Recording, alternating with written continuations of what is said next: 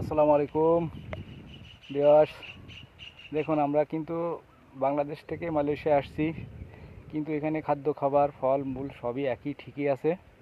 দেখেন কলা, এই কলাগুলো 5টা করে কলা হয়, 5-6টা করে কলা হয়, কিন্তু খুব দামি। মাত্র 5-6টা 7টা, বেশি কলা হয় না। তো এই কলা গাছগুলো রক্ষণাবেক্ষণের সমস্ত কাজ আমারই করতে হয়। যতদূর দেখেন কতদূর পর্যন্ত এই কলা গাছগুলো সম্পূর্ণ আমি মেরামত করতেছি। এখানে অনেক আবর্জনা ছিল, এখানে কসমি ছিল, সেগুলো কেটে বাদ দিয়ে দিছি।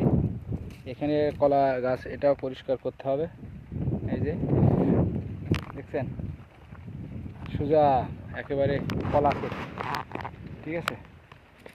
এই কলাগুলো খেতে খুবই মজা। ধন্যবাদ, আল্লাহ হাফেজ।